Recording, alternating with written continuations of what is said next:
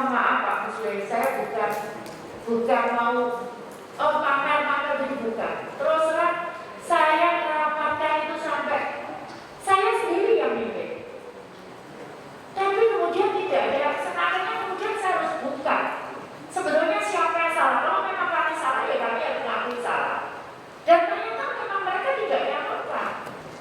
Nah kalau ini disalahkan ke kami terus, ya kan kasihan teman-teman ini. Dia saya sendiri Pak yang mimpin. Sekarang saya sampaikan, contohnya misalkan, mereka tidak mau ada tanda strike, tidak mau ada tanda titik.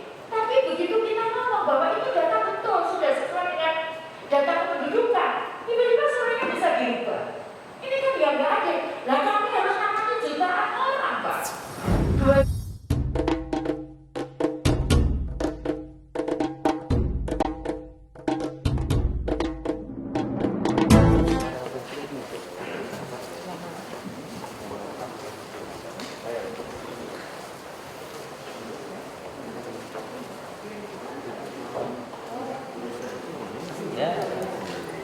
Komisi 8 DPR RI mengadakan rapat kerja dengan agenda penyesuaian penggunaan atau refocusing kebijakan APBN tahun 2021 serta isu-isu aktual.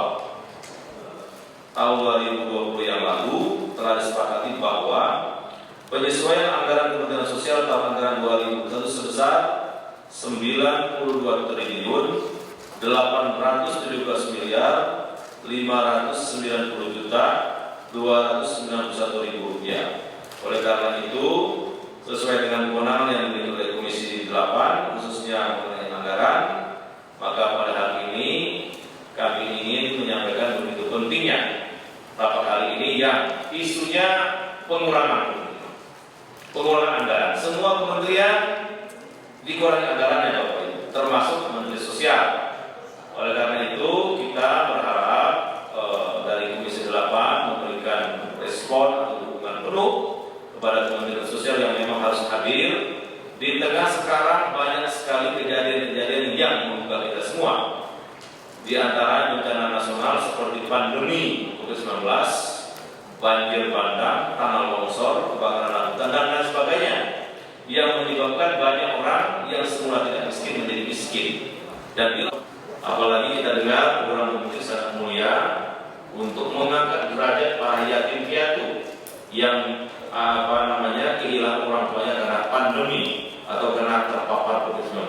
Oleh karena itu dari meja pimpinan Bu Menteri, kalau kami pasti tidak setuju dengan pengurangan anggaran. Justru kami suka ditambah Bu Menteri. Karena anggaran yang sekarang pasti juga nggak cukup, apalagi kalau dikurangi. Sekarang itu Pak, daerah itu menyerahkan untuk yang BPJS itu Pak, yang dulu dirawat daerah, sekarang diserahkan semua ke pusat. Jadi kami menerima dari beberapa daerah, mereka nggak mampu. Jadi kami menangani data itu juga sekarang untuk kita serahkan ke Kementerian Kesehatan. Nah maksud saya, kalau itu bukan, artinya pukul rata bukan anak yatim yang orang tuanya COVID, itu selesai. Maka ini tidak perlu di. Tapi kalau karena COVID, maka mengklasifikasikan anak ini yatim karena orang tuanya COVID itu yang kemudian akan disertai. Data yang masuk ke kita dari pemerintah daerah itu belum komplit.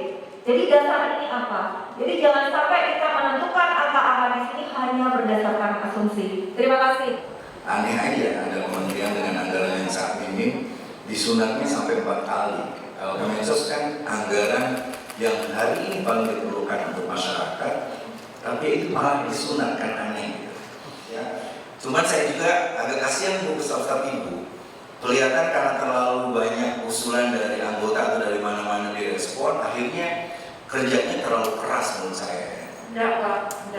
Ini atau karena biasa enak aja dulunya. Oke, kalau enggak Bu, kalau datangnya ke dapil saya sih nggak masalah. Coba kalau datangnya ke dapil Pak Marwan, datangnya dan sebagainya. Artinya menurut saya ini sekedar masukan saja. Yang penting itu adalah bagaimana caranya. Tadi sebenarnya usulan Pak Aceh kalau nggak salah. Kita di daerah-daerah itu punya orang yang bisa memberikan informasi informasi sekaligus mengeksekusi. Jadi yang paling terpenting itu istilah Pak Bowoli tadi, yang penting itu eksekusinya. Ini kalau Pak Maman udah diam begini berarti udah beres semua. Beres menurut saya. Jujur aja Pak, karena saya senang. Misalnya saya tidak menerima apapun, tapi ketika dapil saya udah beres nih tarung-tarungannya, dapat laporan, dan itu membahagiakan sekali. Teman-teman di Pablo udah dapat support ini dan sebagainya. Nah, itu menurut saya pola komunikasi. Jadi jangan sampai bekerja keras, tetapi dari sisi eksekusi dan evaluatif seperti yang diusulkan Bu Bulan tadi, akhirnya tidak terlihat. Jangan berangkat dari asumsi, jangan juga berangkat dari kerja keras tanpa evaluasi, tetapi lebih bagaimana 10 spirit yang Ibu hari ini gagas betul-betul menghasilkan apa yang kita inginkan. Nah, kami sangat sedih juga, artinya sebentar lagi mungkin 2022 RT Lamongan mau ditarik ke PUPR. Nah, PUPR kan hanya membangun fisik saja, sedangkan program Kemensos ini bukan hanya fisik, tapi merubah total kehidupan masyarakat di luar itu. Dari fraksi PKS juga sangat menyayangkan adanya pemotongan, kalau istilah Pak Maman ini sunat ya. Kalau kita disunat sekali udah kapok. Ini Kementerian Sosial disunat 4 kali. Ya, sunatnya 4 kali. Jadi itu saya kira tidak sesuai dengan politik anggaran secara global. Untuk data kan akan kami perbaiki, Pak. Kemudian yang berikutnya adalah soal refocusing, karena kalau di suratnya itu begitu kita tidak lakukan penyederhanaan, maka langsung akan dilakukan pemotongan dari Kemenkyu begitu. Jadi karena itu saya terus terang takut untuk program-program ini, saya melindungi program-program yang memang akan menyentuh kepada masyarakat. Nah, seperti itu. Jadi kami tidak bisa melakukan itu karena memang seperti itu konsepnya. Karena itu sebetulnya di awal, mohon maaf Pak, saya ingin menyampaikan sebetulnya di awal itu saya kepingin saat itu misalkan kita merubah, kita nggak mau begitu, tapi memang benar turun gitu. Benar turun, oke, kita nggak perlu semua kita plototi anggaran itu yang memang ini belum bisa tidak terlalu penting, oke, kita nggak perlu lakukan, tapi itu kita kembalikan, tapi ternyata tidak begitu prosesnya. Mohon maaf, saya pikir seperti di daerah begitu, prosesnya seperti itu, ternyata tidak seperti itu. Jadi ada strategi yang memang saya harus rubah gitu. Tapi tadi pagi kita diminta refocusing lagi menjawab pertanyaan PRD 3,3. Tapi saya jawab, saya nggak bisa lakukan itu. Kalau itu dilakukan maka yang terjadi kami ini hanya menyarankan bantuan saja. Kemudian apa program kita? Jadi mohon maaf Bapak Ibu sekalian, saya terus terang tahun ini kami nggak terima pegawai baru. Kita tidak ada kementerian. Saya ingin manfaatkan teman-teman ini karena menurut saya pegawainya jumlahnya besar sekali di Kemensos. Bahkan saya turunkan sekarang ada di balai-balai Pak. Ada 1.115 orang yang kita turunkan ke balai-balai untuk membantu tadi kalau menangani masalah-masalah tadi supaya responnya lebih cepat. Jadi kita turunkan seperti itu. Nah, kemudian untuk yatim piatu. Jadi saya pikir memang mungkin target saja. Seperti yang kita lakukan di sana BPNT, PKH kenapa 10 juta? Kenapa 18 juta pemalakan? Karena tadi sampaikan saya harus hitung waktunya. Kalau saya prediksi misalkan kita bisa nanti disetujui oleh Kementerian Keuangan Oktober misalkan, itu waktu paling cepat. Maka sambil verifikasi lapangan untuk pendataan, saya akan tadi sudah saya minta audisi, mungkin juga daerah bingung jawab ini yakin karena COVID atau yakin karena bukan, karena tadi disampaikan oleh Bapak yang di Madura itu mungkin saya akan buat edaran lagi, ya sudah yakin saja. Karena Nah, karena memang mungkin tidak tahu itu juga sakit COVID apa bukan gitu. Nah, kalau saya itu karena nasibnya sama Bu, yakin iya, kan? betul. Yakin. Betul. Saya makanya dari awal itu saya sampaikan saya kalau jadi Menteri Sosial nggak mikir anaknya saya mati sih. Itu terusan yang saya takutkan di awal. Tapi alhamdulillah kemarin kita buka, saya mencoba memasukkan di waktu ada COVID itu. Nah, apa namanya, untuk data mungkin seperti itu saja. Kita target sambil kita perbaiki, karena kalau kita hitung waktunya, karena sesuai dengan Undang-Undang Nomor 13 2011, memang pendataan itu dari daerah, ya memang dengan segala apa namanya plus minusnya. Makanya kemudian kami mempunyai situs usul Sangga. Jadi kalau usul tadi menjawab dengan Pak Budi juga Pak Aceh, bisa diusulkan lewat di situ. Juga bisa mengambil, misalkan ini tidak pantas, kenapa dia dapat, itu bisa disanggah. Setelah itu baru kita cek apakah benar usulannya itu seperti itu.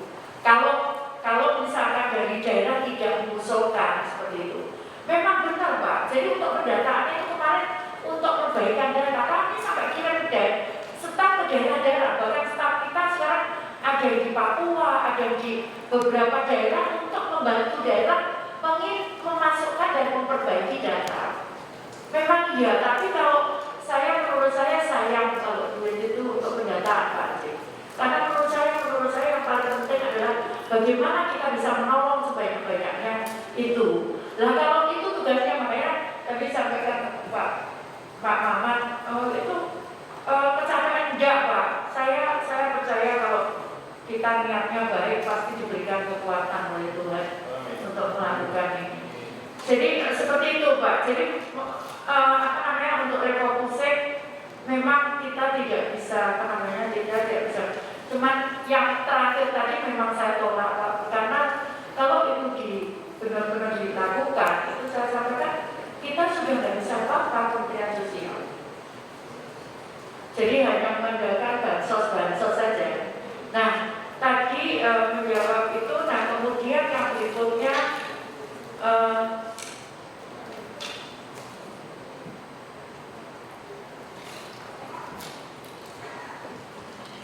jadi untuk KPN yang baru Pak, nanti bisa menggunakan situs website kita usul Sangga. Jadi bisa masuk di situ. Itu untuk memenuhi yang yang tidak tercover. Nanti kalau misalkan Bapak Ibu ini serahkan ke saya, kami yang akan masukkan. Seperti itu. Kemudian tapi karena usulannya itu harus lewat daerah, nanti masuk ke daerah lagi Pak. Baru daerah nanti, jadi seperti kemarin kami nolong siapa itu? Itu nggak ada usulannya. Jadi kami dorong daerah untuk mengusulkan ini. Kami menangani yang lansia apa gitu. Nah itu daerah tidak mengusulkan lansia miskin. Itu Pak Jeffrey. Nah itu saya harus masukkan ke daerah dulu Pak. Saya harus masukkan ke daerah, baru setelah itu kita tarik gitu. Nah usul saya juga demikian pula. Nanti kita masuk ke situsnya daerah, datanya daerah untuk usulan itu. Seperti itu supaya kita tetap sesuai dengan Undang-Undang Nomor 13. Kemudian saya sayang itu Pak kalau saya nggak bisa menjelaskan ke Pak Wapres karena supaya konsepnya tidak dipotong gitu Pak. Jadi dilihatnya itu misalkan Mutiara itu ya cuma bangun. Kalau saya tidak melihat itu, jadi makanya saya sampaikan kenapa kemarin saya punya jadwal Agustus harus selesai supaya nanti di samping waktu saya ngomong di titik itu usulannya dari DPR itu tolong kasih kami. Nanti kita akan turun untuk pemberdayaannya gitu. Jadi kami punya waktu gitu loh Pak. Kan saya itu karena ini pasti tidak sebentar gitu, tidak. Maksudnya waktunya tidak bisa pendek. Saya mohon maaf Pak Muslim, saya bukan mau pamer itu bukan. Terus saya merapatkan itu sampai saya sendiri yang mimpin. Tapi kemudian tidak ada, sekarang kemudian saya harus buka. Sebenarnya siapa yang salah? Kalau memang kami